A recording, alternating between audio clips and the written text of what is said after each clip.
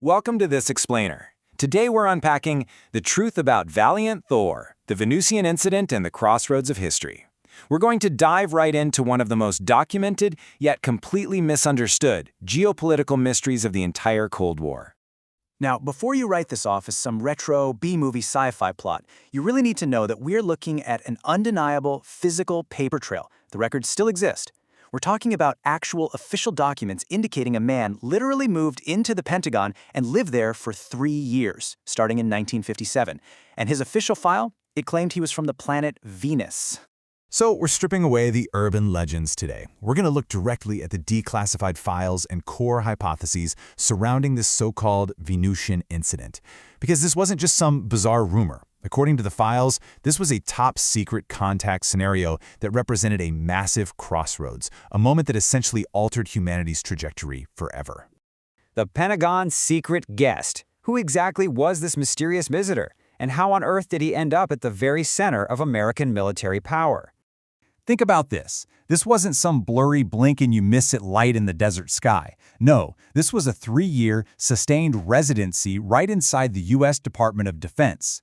A man referred to as Valiant Thor stayed in a VIP room at the Pentagon from 1957 to 1960. And what's even more stunning is that the records point to direct private meetings with President Dwight D. Eisenhower and Vice President Richard Nixon. But right away, we hit a massive paradox. Think about it. If this being was so highly advanced, possessing tech and knowledge way beyond ours, enough to be holding private meetings with the president, why adopt an origin story that our Mariner 2 probe would soon prove to be scientifically impossible? We all know Venus is a toxic, boiling hellscape, so why claim to be from there? The Venusian deception. The answer to that paradox reveals a brilliantly calculated strategy. It turns out, claiming to be a Venusian was a deception tailored perfectly to the exact intellectual level and scientific understanding of 1950s humanity. First, claiming to be from our mysterious planetary neighbor gave him a safe diplomatic buffer. In the middle of the tense U.S.-Soviet Cold War, playing the neighbor positioned him as a neutral envoy. Plus, and this is absolutely crucial, it avoided the total existential panic that would have erupted if he said he was from a distant star system tens of light years away. And you know what? The cover story worked flawlessly. Back in the 1950s, before we sent the Mariner 2 probe, Venus was just this unknown planet totally shrouded in thick clouds. Because 1950s science couldn't pierce those clouds, there was no hard evidence to deny that life could exist there. It was the perfect, mathematically precise camouflage. Earth's lost evolutionary path. All right, so if he wasn't actually from Venus, who was walking the halls of the Pentagon? The core hypothesis in these declassified files is just staggering. Actually, scratch that. It's mind-blowing. It suggests he wasn't a traditional alien at all. He was an Iridanian. The documents claim that roughly 8,000 years ago, right at the dawn of agricultural civilization, about 65,000 Earth humans migrated to a habitable planet in the Epsilon Eridani system. Valiant Thor was a descendant of that separate lineage. He came back to Earth not to conquer us, but to stop us, his own genetic brethren, from destroying ourselves with nuclear weapons. Look at the contrast here. Our timeline of war and constant competition sharply contrast with their 8,000-year social experiment of peaceful evolution. We are stuck in this negative loop, right? Fighting over depleted resources, suffering plagues, and building weapons that could literally end us. But the Eridanus humanity? They lived with abundant resources. They were liberated from that daily grind for survival. That allowed them to pursue the absolute limits of spirituality and intellect, and eventually join a galactic federation. And this divergence, it literally showed up in his biology. His unique physical traits weren't bizarre alien mutations. They were the ultimate result of intentional, peaceful evolution. The files note he had an immeasurable IQ. Basically, what happens when you optimize brain potential in a perfect environment. And here's the craziest part. He had absolutely no fingerprints. Think about that. In a highly integrated, peaceful society with zero crime and no resource hoarding, the biological need to identify and police individuals just completely disappears over millennia. The 1954 missing night. So, how did we lose out on this evolutionary leap?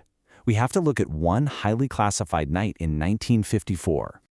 Picture this. It's February 20th, 1954. President Eisenhower is on vacation in Palm Springs. Suddenly, he vanishes for an entire evening. The official excuse? A sudden dental treatment. but the declassified files point to this clumsy dentist cover story as masking a top-secret first contact. Under the cover of night, Eisenhower was actually presented with an ultimate choice, a choice that would literally determine the future of our planet. The offer Valiant Thor put on the table was incredible. A massive package of clean energy and advanced medical technology that would fast-track human evolution. But there was one singular condition: the complete and total abandonment of nuclear weapons. However, terrified of losing their military edge against the Soviet Union during the Cold War, the U.S. government completely rejected the proposal.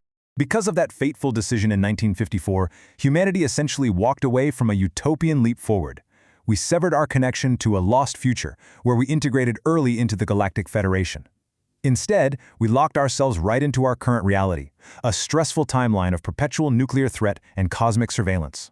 The ultimate exit strategy. Knowing his mission was a bust, Thor executed an absolute masterstroke of historical revisionism. He actually weaponized our own scientific progress against us. He planted a time-to-exit strategy to perfectly erase his footprints. Step 1, in the 1950s, was the setup, using that Venusian label to match our scientific ignorance. Step 2 was the trigger. He knew our space tech was advancing and that we'd eventually probe Venus. When Mariner 2 confirmed Venus was a scorching hell in 1962, the trap sprang. Once modern science proved Venusians couldn't exist, all the genuine physical records of his stay, and remember, those records absolutely still exist, were automatically discredited as a myth. That's step 3, automatic mythologization. By relying on humanity getting just smart enough to know Venus was uninhabitable, he ensured his actual presence would be buried as a hoax. It was a flawless trap designed to self-erase his legacy. A glimpse of a future that could have been. We are left with this haunting realization of exactly what we walked away from. The legacy of this whole deception is quite literally a mirror held up to us. Valiant Thor wasn't some random alien.